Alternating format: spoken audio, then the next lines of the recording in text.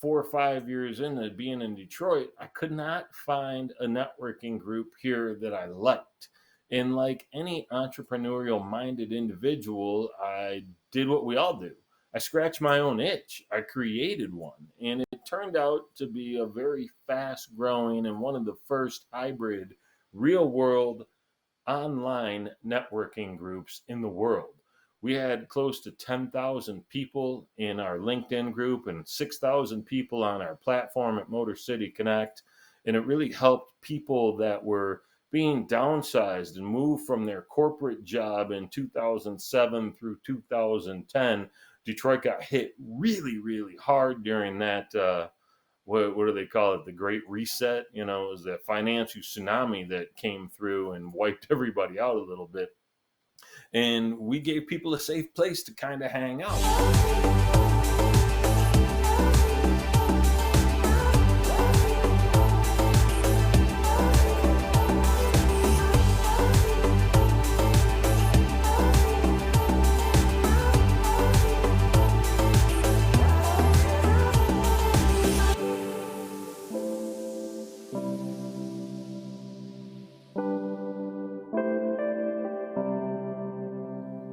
Hey, what's up, everybody? Welcome to a brand new episode of the None of Your Business podcast. Sean and Lacey here, just as we are each and every week.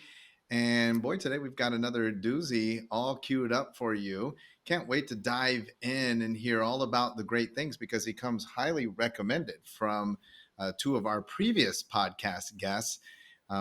Let's dial him up. Got Terry Bean jumping in. What's up, Terry?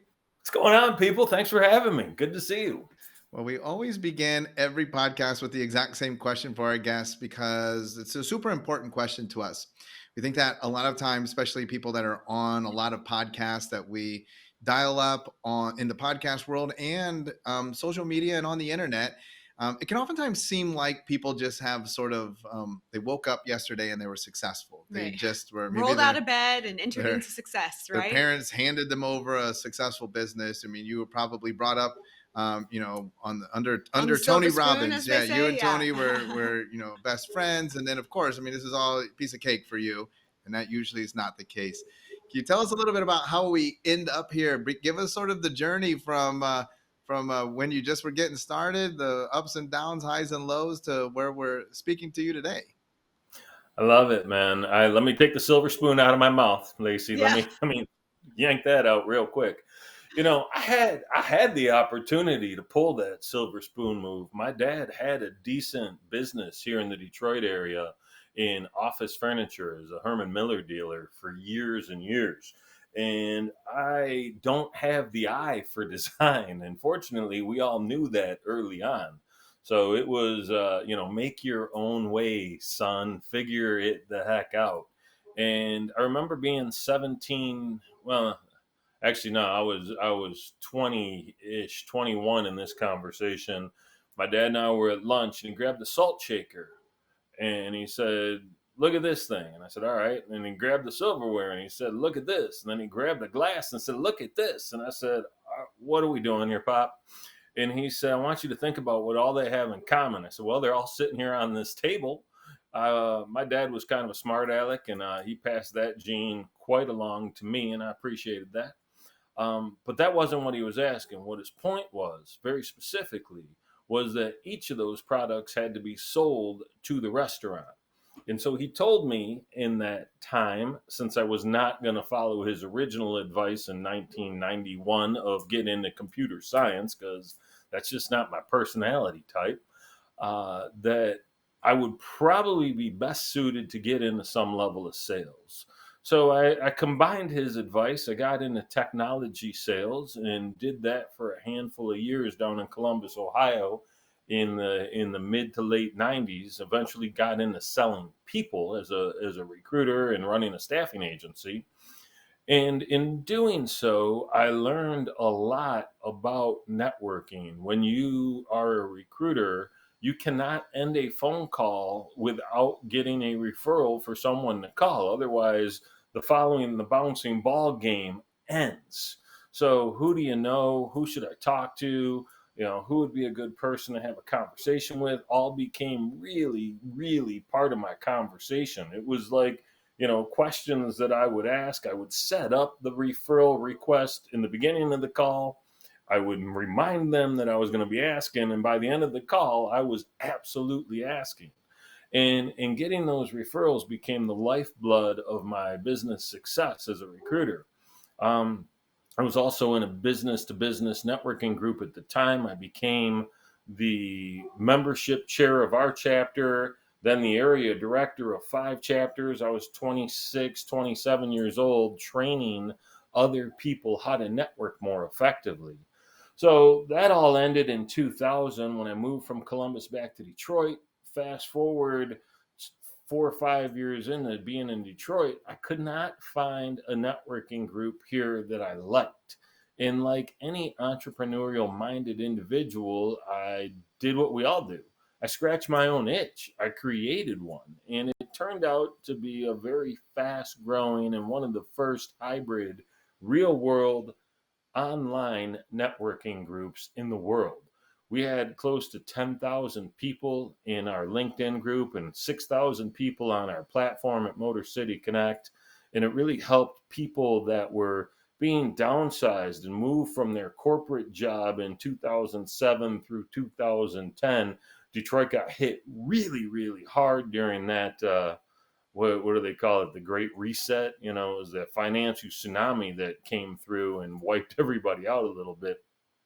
And we gave people a safe place to kind of hang out. That led to speaking. Speaking opened the door to coaching. Now I speak, I train, I coach, I help people build better relationships with the folks they need. It's who I am and what I do. Okay, I got to backtrack because I think when you said you had an online community of 10,000 people, Sean and I looked at each other and we're like, wow. So tell me a little bit more about that and how that potentially has since evolved or maybe dissolved or what it turned into, because that's a pretty phenomenal feat. And, nowadays, I think that that would still be something that people would love is being in online networking. Yeah, it's interesting. By the time COVID hit, at the exact moment that normal people would double down on something like that, I shut it down, right? Everybody Ah. zigs, I zag.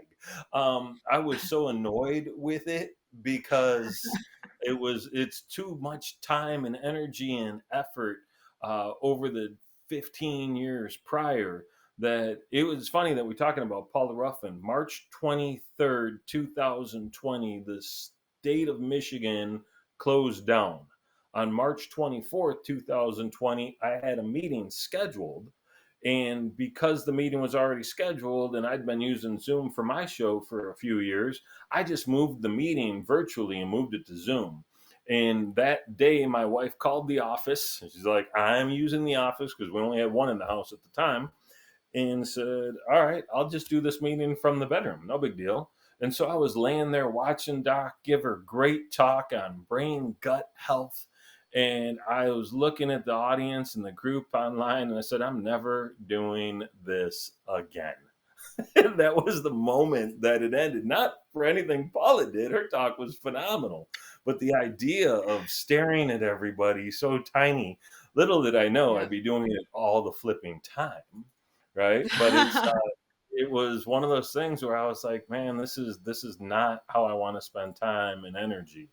In hindsight, it really was the time to probably double, triple down and figure out how to leverage all those folks and those eyeballs a lot better. But I was tired, man. You need someone to partner with on things like that, especially when they're a heavy lift to share that Oh, workload. And absolutely. I just didn't find. I looked at a bunch of different people. I never found anybody that had the right energy, the right mix. You gotta in all sincerity, Paula would be a great one to do it with, but she's busy doing Paula things.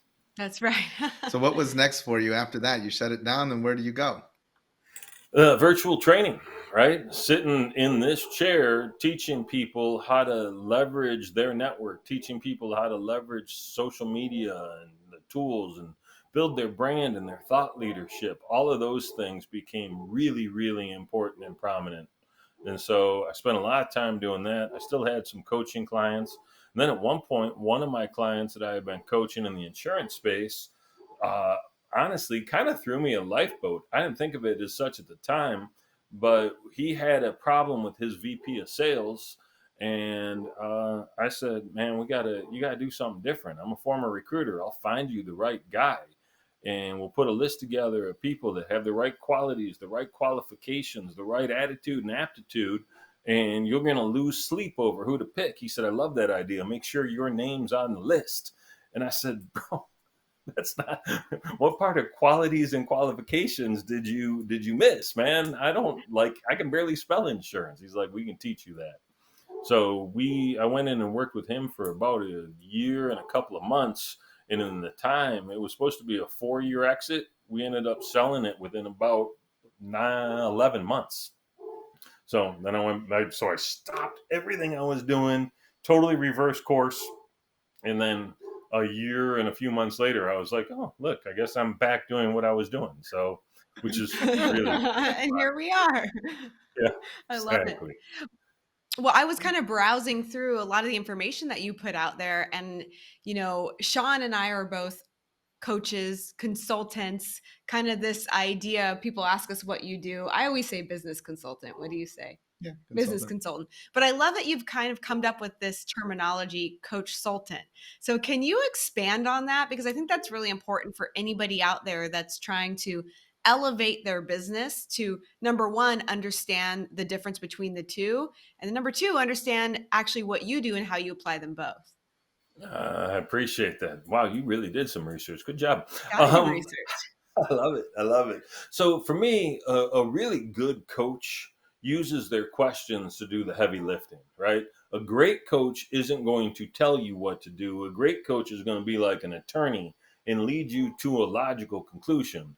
They know where they want you to go, but they want you to come up with the answer, because if the coach is telling you what to do, you're not as likely to do it as if you come up with it on your own. A consultant, on the other hand, is an expert in something that you bring in to maybe roll up their sleeves or to tell you what to do. And I found myself wearing both hats through all of the sessions I was in. And then the word coach, when I started in 2008, was kind of fresh. But by 2015, and in 2008, the word consultant meant that you got laid off and didn't have a job. And so you were billing yourself as something else. Um, and so I didn't really jive with that at the time. And then by 2015, 2016, the word coach kind of had that same connotation to it. Like everybody that no longer is employed and is doing their own thing became a coach. So I was like, back to zig when everybody's eggs. I'm gonna be a coach sultan, because I'm gonna do both. There are clients that I have that I'll absolutely get dirty with and do the work. And there are clients that I have that I'm gonna stay very pristine, ask you tough questions, and make you think about what you need to do when. And there sometimes it's not even the client. Sometimes it's just the situation, depending on what needs to get done. Well, I love that. And Lacey and I talk an awful lot about the difference between a coach and a mentor, but I never thought about the consultants and the coaches being laid off and then they're out on the market. We're cracking up because we call ourselves consultants. I'm like, oh, that's because I've never had a real job, so I don't know what it's like to get laid off, right? I don't know what that's like. That's amazing. You brand yourself as a consultant, so I absolutely love that. Hey, right in the middle here of the podcast, I want to make sure that people know how to connect with you. If people are enjoying and then enjoy the rest of the show, how can people reach out to you and find out more about what you've got going on? I appreciate that. The best way is on my website. It's trybean.com, TRYBEAN.com. I'm a real avid LinkedIn user, so you can find me there as Terry Bean, the one in Detroit, because there's a few of us out there, and one of them did really, really bad things. Don't find the guy in Portland, Oregon. That is not me. I promise. I mean, we're going to look now, right? I know you are. And now you're going to be like, holy crap, I can see why you would say that. So, yeah, man, that's, I'm on all the other socials too, but I find myself using my Facebook page, which is also /Trybean, and LinkedIn the majority of the time. I look like this, and I don't take very good photos on the other side of the camera either. So Instagram has never really been my jam, man. Fair enough. And so you let's talk about the book. You've got a book coming out. It's got a very hook like title, but I understand that it was written with a dose of passion and purpose. So tell us about the book that's coming out. Yeah, man. So I started writing to my daughter last fall in October. She went through a couple of really traumatic episodes in college. Last year in December, a boy that she had dated briefly, she wasn't dating him at the time, but about 3 weeks after they broke up, he jumped off a bridge. And that kind of messed her up, as it would mess anybody up.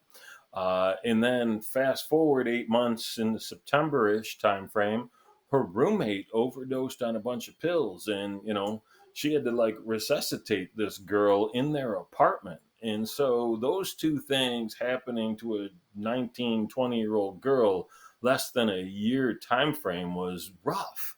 And so I started kind of sharing things about mindset and about how we make decisions and how we kind of flow through life and what we let get to us and what we don't, what we put in a box and what we sit with and embrace.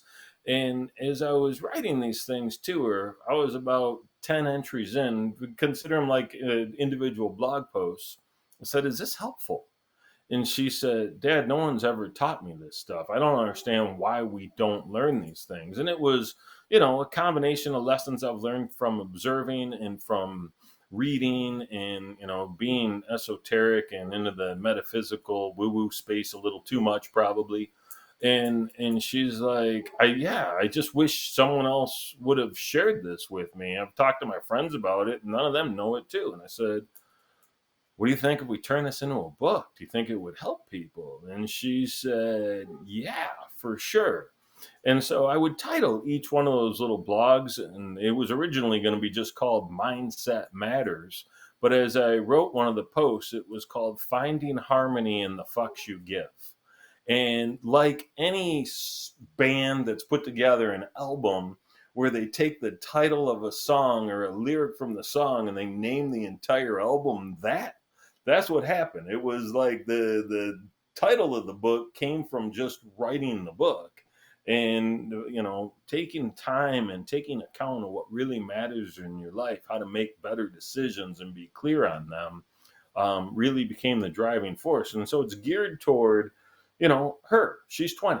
And so people at her age and a little older than her age, because we're filled with anxiety right now. Everybody's got FOMO of what they're not doing. We're all looking at everybody's highlight reel on social media and comparing our lives to theirs, and we're all triggered a little too easily. So it's about figuring out what really, really matters to you and letting the rest of the shit go.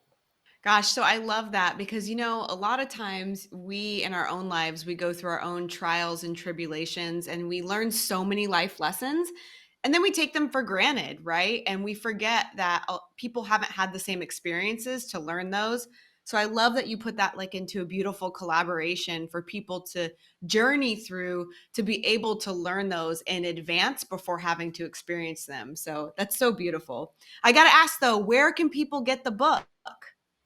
Oh yeah, so I don't have the official book website, but for now there's a page on my website, trybean.com/finding harmony.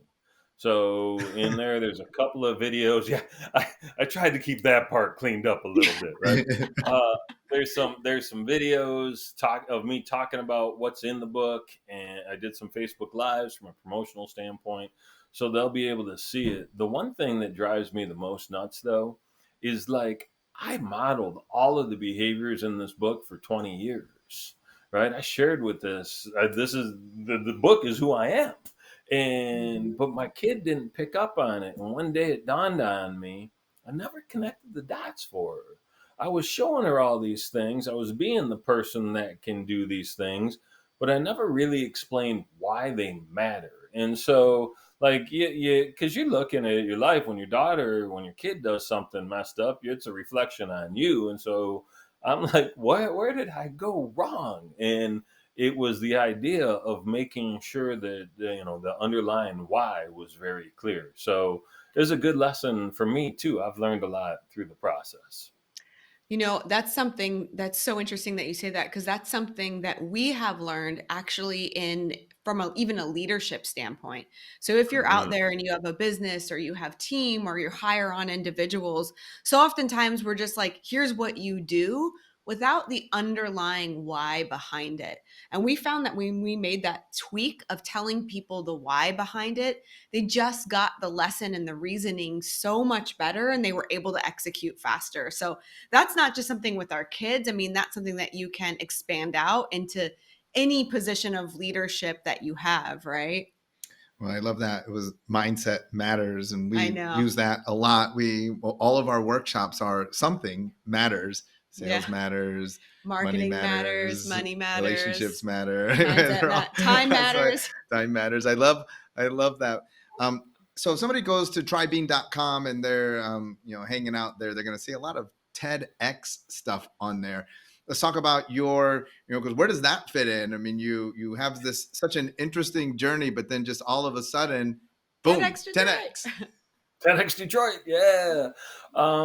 So when Motor City Connect was really humming and active, 2008, 2009, I had a buddy of mine that was kind of running it with me, and he's a marketing guy and was always watching TED videos, and found out that in that year, '09, TED released this X program allowing people to independently produce their own event. And so he called them, got the license, hung up with them, called me, and said, "Hey, good news. We're putting on a TED event." I said, "Who's Ted?" And he laughed. He said, "You know those videos I send you all the time?" I said, "None of them had me in them, bro. I didn't see any of them." I'm kidding. But it was like, what is it? And so he told me. I said, "Yeah, all right, let's put it on." So we put on the very first one in September or October 2009, and it just had a meeting last week talking about the 15th one that's going to be coming up here in September of 2023. So I've had the opportunity to grace that stage a few times. So there's a few TED Talks on my YouTube channel. Um, but it's been such a great way, especially in the early days. Man, Detroit got hit hard. I know I mentioned that a few minutes ago. I was presenting to a city that borders Detroit this morning. I was presenting to the mayor and his team on leadership, and we talked a little bit about the old days in Detroit. And when the deputy sheriff was like, "Remember when we used to call it, Murder City?" I'm like, "Yeah, dude, I do remember that." And it's amazing to see how far it's come, because right now, if you look at USA Today, in the nation's best river walks, it's the city of Detroit. And so to watch just the elevation of where that town has gone, it's like kind of the hard work. And so TEDx Detroit and Motor City Connect were both outpours of love for the city. That's why they exist, was to change the narrative, because you can't expect the rest of the world to stop bashing you when you're all running around bashing yourself. And so that's why I was intrigued and why I got on board with it, because I wanted us to change that story. And 15 years later, you know what, I pat myself on the damn back, because, I'm not Dan Gilbert, so I didn't do it with cash. I did it with shifting the energy, right? And that is every bit as important. Well, it doesn't spend well, but so Yeah. it's almost important. I mean, 15 years, that's an amazing track record. In all of That's those my 15, overnight success, Lacey. That's my yeah, There you go. overnight, I solid. know, right? Just like rolled out of bed and there you were. I got to ask, like, is there any one moment or one thing that you learned or heard somebody say that truly sticks out for you over your 15 years of listening to that? Ooh, wow. There is definitely a moment. There was a lady that's a professor down in Texas that is from the Detroit area, and she's working down there. She did a talk called "Creating a female STEM army," And so her job is to empower women and get them into chemistry in particular and science in general. And she got up on this stage, and her name is Kate the Chemist. So if anybody's like, what is he talking about? Google Kate the Chemist, TEDx Detroit, and you'll see. But her energy was so flippin' phenomenal, is so high, and throughout this entire talk, it was so fun. And at the tail end of it, she taught us all how to breathe fire and literally set the stage ablaze. Well, maybe not literally, but she set the air ablaze on stage. The stage did not catch on fire. And that really, like, every time I think of it, it makes me smile. That's amazing. That's awesome. You know, my family on my mother's side is from the Detroit area, Roseville. My grandparents lived there. My family are all GM workers, so they up in Pontiac and in all of the areas. I grew up going up to Roseville, and long time ago. That was before 2008, and doing all of the fun Detroit things. So it was truly sad to see what the city went through, and it is truly inspiring to see it rise again. That's a testament to the overall leadership in the city, but also people like you who decided to draw a line in the sand and stand for something, not run, and help to rebuild the fiber that built the community. And I think that's absolutely phenomenal. I want to encourage everybody to reach out, trybean.com on all the handles and on just your browser, trybean.com, and make sure you get a copy of the book. I think that it's going to be very inspirational, because I also wonder how many parents might read this book and also be inspired, either just on an individual level to share with their own children, or maybe there's a few more books that get written because of their unique life experiences and kind of what they've gone through in raising their children. So, Terry, we want to thank you so much for jumping on the None of Your Business podcast today. I appreciate it. It's been a lot of fun, you two. I like your style. I like how you go through this. How'd you come up with the name? I gotta ask. None of your business. Well, we have it's the same name as our book. We have a book called None of Your Business. And the whole idea in this is we're working to inspire service providers to fall back in love with the idea of being a business person. So many of us are like, oh, I don't want to market, or I don't want to sell. I don't want to network. I don't want to post anything on social media, but I do feel like people should just reach out to me and give me money. And that I haven't found anywhere that works. that works. So we're on a mission. Yes, I'd read that book. I will. Yeah. I will watch that podcast. I'll watch that TED Talk. Let me know when that comes out. Absolutely love it. Well, Terry, thank you again so much for being on the show. All right, everybody, we're going to have to work double hard next week to top this one. Terry crushed it and knocked it out of the park. But don't worry, we're going to give it a shot. We'll be back again next week with a brand new edition of the None of Your Business podcast.